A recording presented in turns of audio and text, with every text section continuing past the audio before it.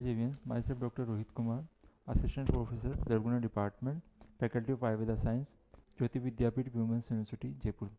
आज का जो हमारा वीडियो लेक्चर का टॉपिक है वो है हमारा तेल वर्ग। ठीक है, पिछले हमने पढ़ा था कि दूध वर्ग, उसके बाद में हमने पढ़ा दही वर्ग, उसके बाद में हमने पढ़ा मांस वर्ग, और आज का जो हमारा टॉपिक है वो है तेल वर्ग। ठीक है, तो आयुर्वेदा में तेल का भी डिवाइडेशन अलग टाइप से किया गया है। जिसमें इंट्रोडक्शन की बात करें तो इसमें भाव प्रकार निघंटु के तेल वर्ग के अंदर इसकी प्रशस्ति की है कि तिलादि स्निग्धम वस्तुना स्नेहस्त तेलम उदाहतम ततुवाथरम सर्व विशेषा तिल संभवम। ये भाव प्रकाश में बताया गया है कि तेल word is derived from the स्नेह, यानी जो तेल है वो स्नेह वर्ड से डिराइव हुआ है। इज आल्सो कॉल्ड फ्रॉम शीशम सीड। इन जनरल तिल इज कंसिडर्ड एज तिल तेल ओनली। ठीक है, नेक्स्ट जो है हमारा चरक ने भी तेल के बारे में बताया कि तेलम वात श्लेष्म पश्मना। जो तुम्हारा तेल होता है वो वात श्लेष्म यानी वात और कफ रोगों को दूर करने वाला होता है, यानी साम्यावस्था में के लिए बताया गया है।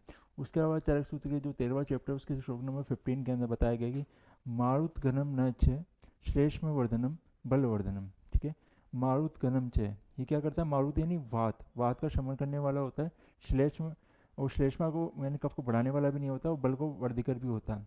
सर्वेशम तेल जातनम तिल तेल विशेषता है। इन सब तेल में सबसे विशेष तेल माना जाता है वो तिल के तेल को माना जाता है। ठीक, नेक्स्ट स्लाइड में बात कर रहे हैं हम तिल तेल के गुण क्रम की। तो तिल तेल के जो गुण क्रम बताए गए हैं उसमें कहा गया है कि तिल तेलम गुरु स्थिर बल वर्ण कर्म सरम, यानी जो तिल का तेल होता है वो गुरु होता है, स्थिरता यानी बॉडी में स्थिरता उत्पन्न करता है, बल और वर्ण को लाने वाला होता है। इसको वृक्ष कहा गया है, विकासी कहा गया है, विशद कहा गया है, मधुर रस पाकी हो।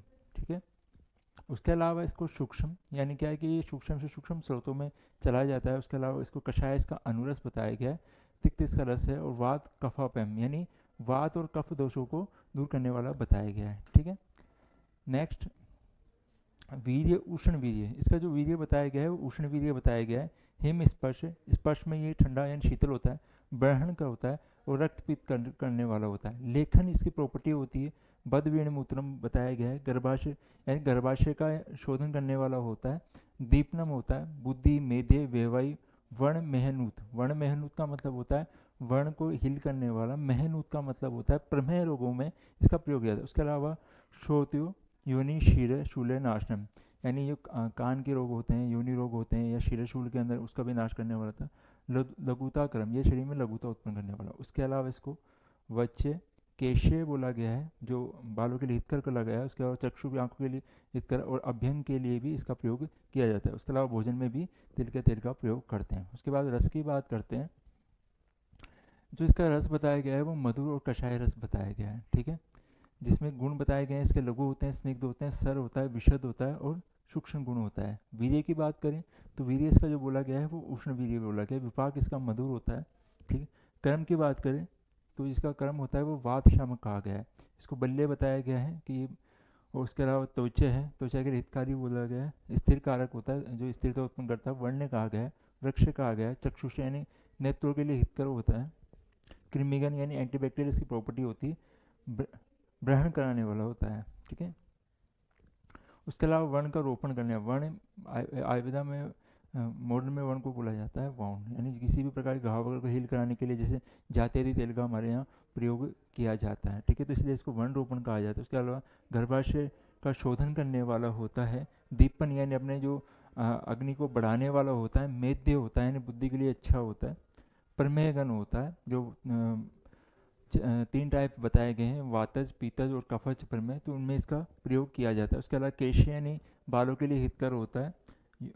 योनिशूल हर को भी, यानी योनिशूल हर में भी इसका काम में लिया जाता है, और शिरशूल के अंदर भी इसका प्रयोग किया जाता है। ठीक है, प्रकाश में एक इसका है कि वस्तु पान अन्न संस्कार से कर्णाशि पूर्ण सेका अभ्यंगायशु तिल तेल प्रसिद्धि, यानी तिल के तेल की प्रसिद्धि दी गई है कि इसका प्रयोग सेक में, अभ्यंग में, अवगाहन में तिल का तेल काम में लिया जाता है। ठीक है, एक्सपायरी के बारे में बताया गया है कि इसमें बाबरकाश ने तेल वर्ग के लिए कहा है कि तेल पक्व अपक्व व चीर स्थायी गुणाधिकम। ठीक है, तो ये चिरकाल तक स्थायी रहते हैं। ठीक है। उसके बाद में आता है शशप एंड राजिका तेल के गुणकर्म। शशप के लिए कहा गया है कि दीपनम शशप तेलम कटु पाक रसम लघु। जो शशप का सरसों का तेल होता है दीपन करने वाला होता है, उसके अलावा कटु पाक और लघु बताया गया है। उसके अलावा इसको लेखन स्पर्श वीर्य उष्ण, इसका वीर्य बोलता है, उष्ण बोला गया, तीक्ष्ण होता है, पीत दूषिकम, कफ मेदो अनिल अर्शोघन है।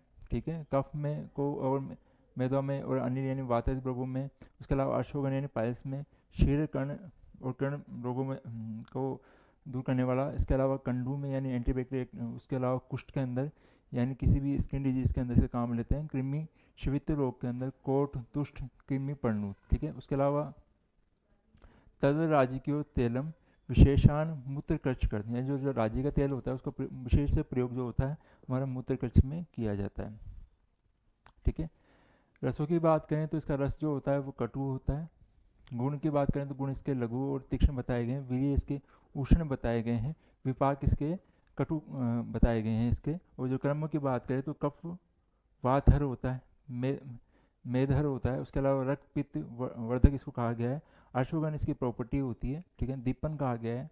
ठीक है। उसके अलावा लेखन होता है। इंडिकेट इन जो शशभ और राजिका का तेल उसका इंडिकेशन बताएं तो इंडिकेशन में इसको शिरो रोग में, कर्ण रोग में, कंडू में, कृमि में, कुष्ठ रोग में, स्किन डिजीज में, दर्दों में और शिवित रोगों में इसको काम में लिया जाता है। ठीक है। नेक्स्ट बात करते हैं तुरक तेल के गुणकर्म। तुरक तेल के गुणकर्म में प्रशस्ति बताई है बाबरकाश निघंटू ने में कहा गया है कि इसको तीक्ष्ण उष्ण तुरी तेलम लघु ग्राही कफ जीत है। यानी क्या होता है कि ये तीक्ष्ण उष्ण प्रॉपर्टी होती है इसकी। उसके अलावा लघु बताया गया, ग्राही बताया गया है और कफ रोगों में इसका प्रयोग किया था। उसके अलावा वहनी कर्दिष्ट कंडू कुष्ठ कोट कृमि पर्णुत, इसका प्रयोग हम कंडू में, कुष्ठ रोगों में, स्किन डिजीज में, कोट में, कृमि यानी एंटीबैक्टीरियल डिजीज के अंदर हम इसका प्रयोग करते हैं। उसके अलावा मेदो दोषाप है, मेदो रोग में इसका प्रयोग किया जाता है। उसके अलावा वर्ण शोथारम परम यानी वर्ण में और शोथ इन्फ्लामेशन को भी दूर करने वाले में बेस्ट माना गया है। उसके अलावा बात करें रस की तो इसका जो रस होता है वो कटु रस होता है। गुण की बात करें तो गुण इसके लघु और तीक्ष्ण होंगे। वीर्य इसके उष्ण होते हैं। विपाक इसके कटु बताए गए हैं। कर्म की बात करें तो ये कफ को हरने वाला, दीपन, विषघन बताया गया है, कंडुघन बताया गया है इसको, कुष्ठघन बताया, इसके लिए कृमिघन बताया गया, एंटीबैक्टीरियल एक्टिविटी होती है इसकी। इंडिकेट इन कुष्ठ शोथ वर्ण और प्रमेह रोगों में इसका प्रयोग इंडिकेशन बताया गया। फिर नेक्स्ट आता है अत्सी के तेल के गुणक्रम। अत्सी तेलम आग्नेय स्निग्ध उष्ण कफ पित्त कर्त कटु पाक चक्षुष्य बल्यम वातहरम गुण। ठीक है। मलकर्द सतह स्वादु ग्राही त्वक दोष हर्द घनम वस्तु पाने तथा अभ्यंगी नश्य करने से पूर्ण है। ठीक है। इसका प्रयोग वस्ती में, पान में, अभ्यंग में, नशे में, कर्ण पूर्ण में किया जाता है। अनुपान विधि च भी प्रयोज्य वात शांत है। इनमें उचित अनुपान के साथ में इसका वात को शांत करने वाले होते हैं। अस्सी के आगे रसगुण वीरपाक हम जो हैं वो नेक्स्ट लेक्चर में पढ़ेंगे। Thank you.